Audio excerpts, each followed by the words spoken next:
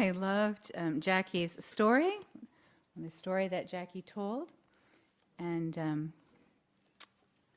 yeah, I'm kind of glad I didn't read it all the way through before I came, because there were some mischievous things in there that I'm glad I wasn't tempted to try.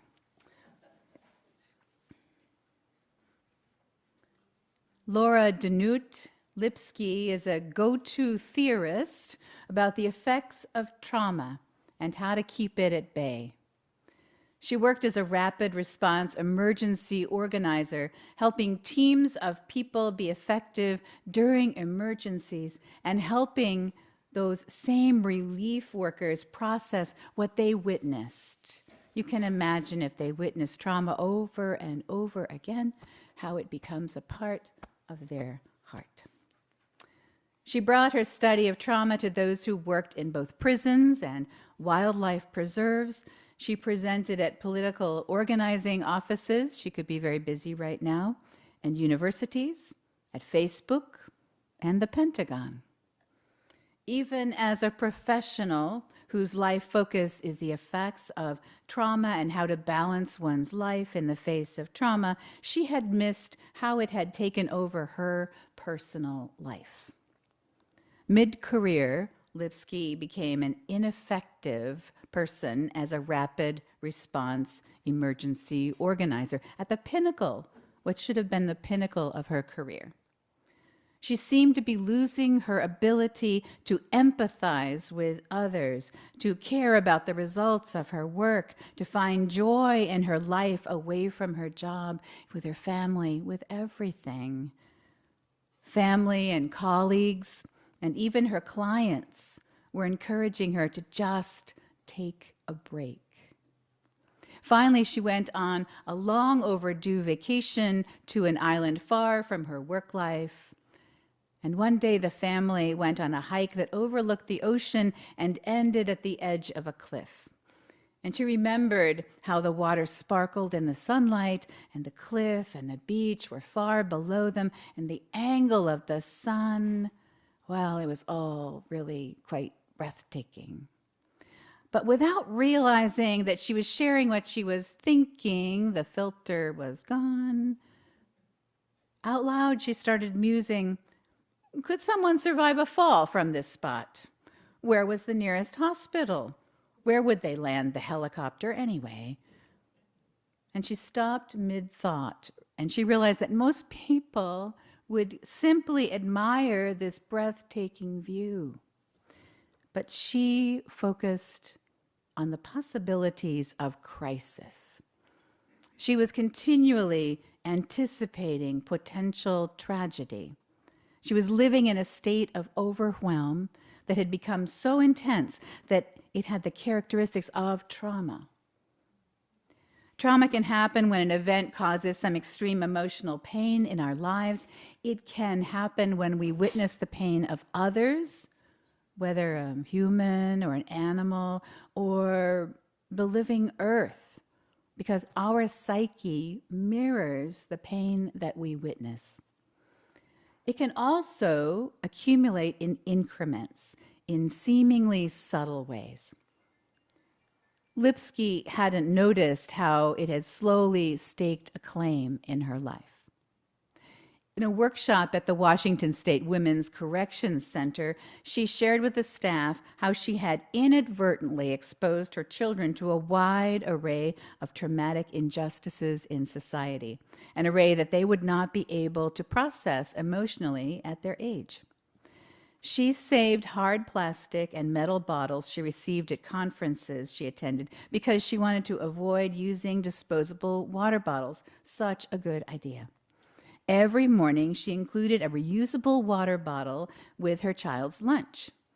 Great idea. One day, her child's water bottle came home with masking tape covering the words sexual violence. In her effort to be ecologically responsible and a thoughtful parent about sending her children to school with fresh water, she hadn't paid much attention to the printed messages on the bottles. This was a real moment of awakening for her, given her profession. Her professional life, the bottles from the conferences were particular. She had stored dozens of water bottles from a variety of conferences for this family's use, and so she lined them all up on the counter and had a look at them. The theme of each conference was printed on the bottle, as you can imagine. Stop domestic violence. Keep our children safe. End human trafficking. Address climate crisis. Gun control now. She realized that her child carried these messages with them every day. If her child didn't consciously notice the messages, others had noticed them. And so she started to pay attention to how much her family and the families around her were surrounded by messages of pain and the injustice of the world. Far from needing to be reminded of the pain in the world, actually, they could find no escape from it. Lipsky's work on overwhelm and trauma has become mainstream because it's not only rapid response teams that need to be more aware of the signs of overwhelm and trauma. To some degree, every person has become a frontline trauma relief worker, especially when we are aware that the safeguards for democracy are being challenged and in some cases already dismantled. With the exception of a dystopian fiction, few imagined what we're seeing today happening in the United States. And those are fictional stories that I usually chose not to read. As Laura Danute Lipsky worked with rapid response emergency workers, political organizing offices, and the Pentagon, from all the people in all the organizations, when she worked with them, there was one question that she heard repeatedly. It was the same question she asked herself when she searched for relief for her own well-being. And that question was this. It's very simple. What do I do? What do I do with all of this? What do I do? Toni Morrison, author of The Bluest Eye and Beloved, and when I was here last time, if you were here, you know that she is one of the banned authors. I know the world is bruised, she wrote. I know the world is bruised and bleeding. And though it is important not to ignore its pain, it is also critical to refuse to succumb to its malevolence. We are 16 days if you count today, or 15 days if you count starting tomorrow, away from the national election, when the results of the 2024 election should become known. We learned from the insurrection after the 2020 election that outrageous challenges can be expected. Some of the trust liberal Americans, and at one point all Americans, have in our election system has been shaken. And I speak for myself when I say that I desperately hope that the results of the election will be a clear sign that the American people know truth from fabrication. I want to be assured that a majority of Americans care for the well-being of people beyond their own kin. I want to trust that there will be a safe and peaceful transfer of power from President Biden to an incoming president. The 2016 election and the uprising in the DC Capitol was traumatic for much of America, but what's even more traumatic is the denial that it even happened. Whatever comes in the weeks and months ahead for our country and how that translates to us as individuals, we will need to find an inner fulcrum, a point of balance that can't easily be swayed. Living in a state of overwhelm is destructive for us as human beings and for society. It renders us ineffective, unable to fully appreciate or feel joy, or respond in effective ways to challenges or danger. Traumatized people and communities shut down, close their doors, and close their minds. One of the ways authoritarian leaders are brought into power by a voting population is by using the tool of overwhelm. They flood whatever means of communication are available to them with outrageous statements, misleading comments, both obvious lies and statements that take discernment to sort out truth or lie. That takes a lot of energy, actually, if there are enough of them. Over time, the population becomes confused or simply exhausted. They often don't vote or find themselves going along with the most insistent message. They are overwhelmed by constantly needing to reorient themselves or ferret out the truth.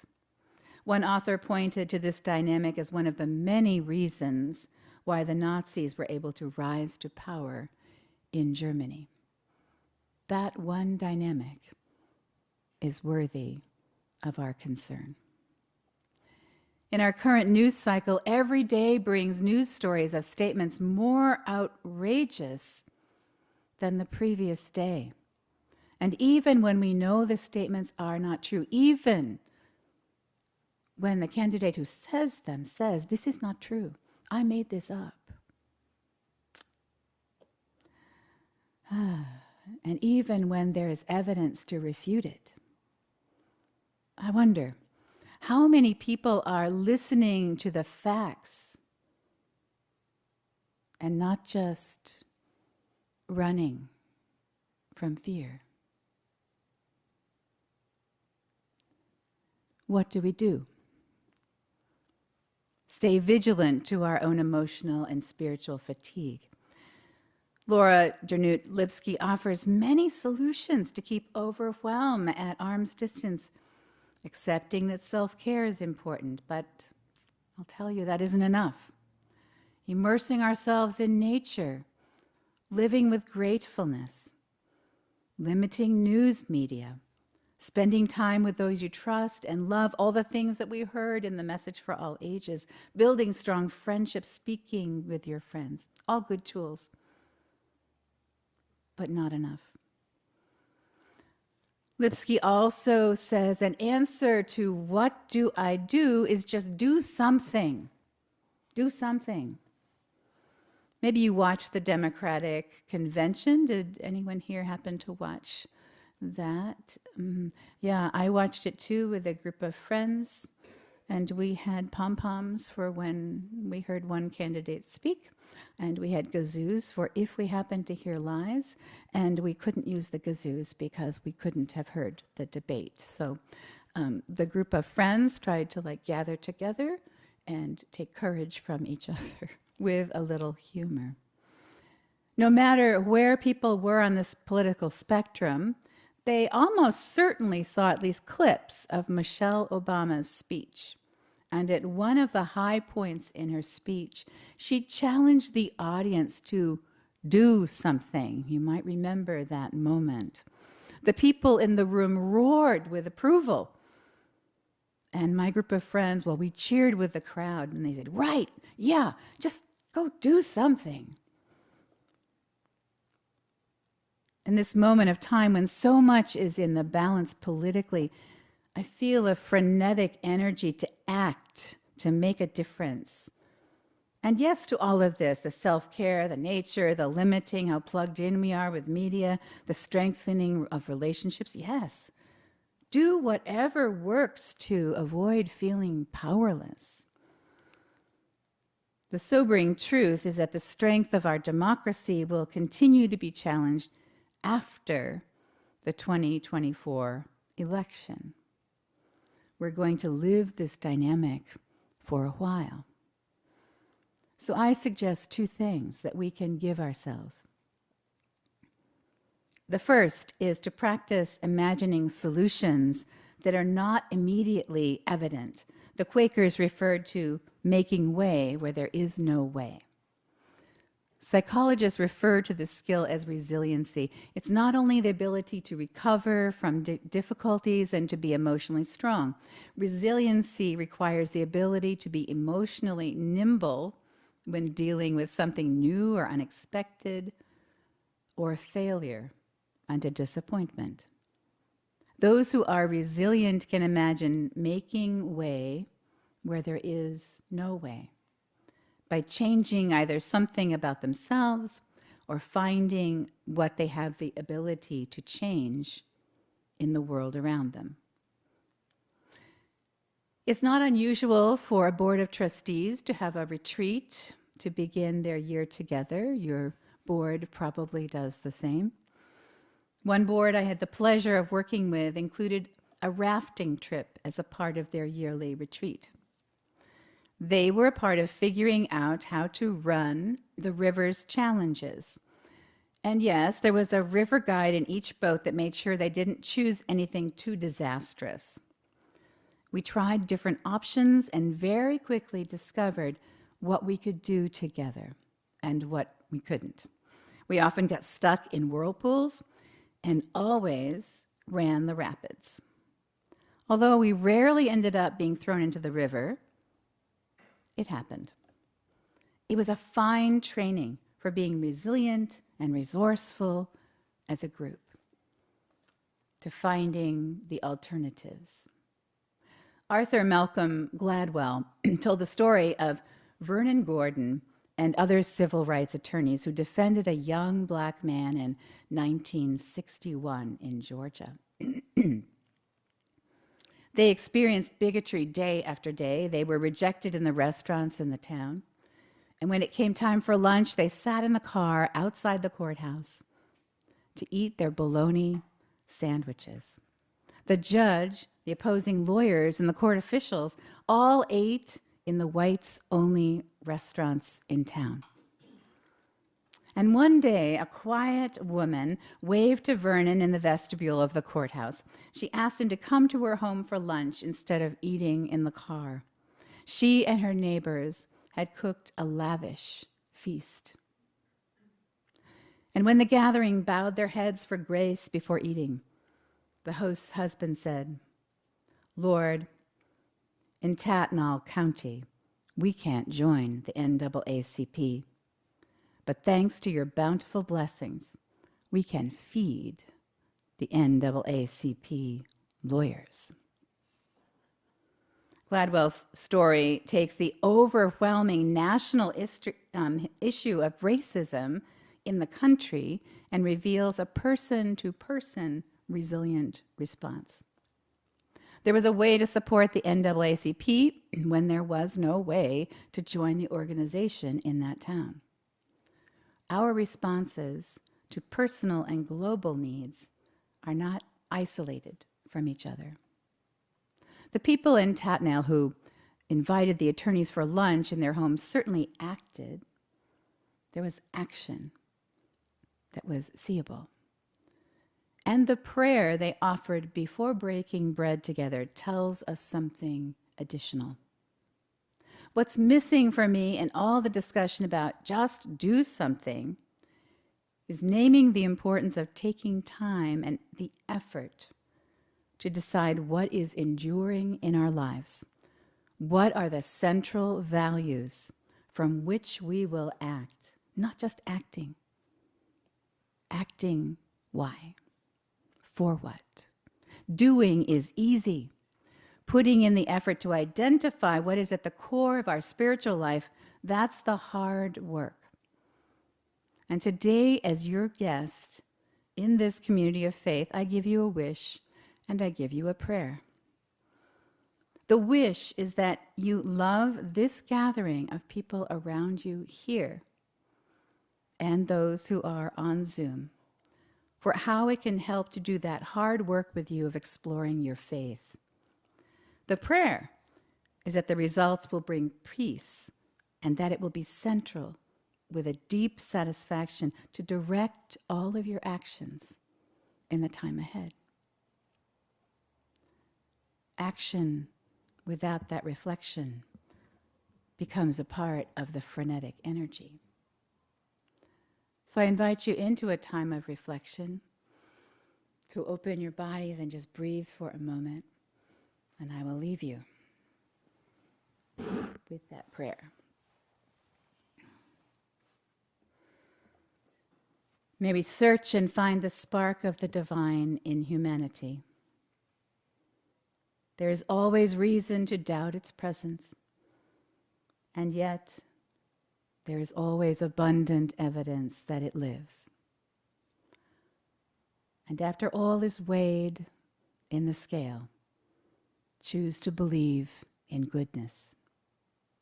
And if love is the center touchstone of our faith, may we look for ways to bring love into this world that we may not have imagined, never allowing the question to rest. What do I do with the love available to me? That love that comes from this community around us, from the spirit that fills us when the splendors of this universe remind us of science, true miracles. A comet in the October sky with a tail of light, moving across the horizon at sunset. The harvest moon that pours its light into the sky to balance the sun. The beauty of this season of harvest. Spirit of life, let us gather the strength found by bringing the questions of our lives together to choose how we will be in this world with love as our guide. Amen. Blessed be. And I'm glad to be with you before this election takes place.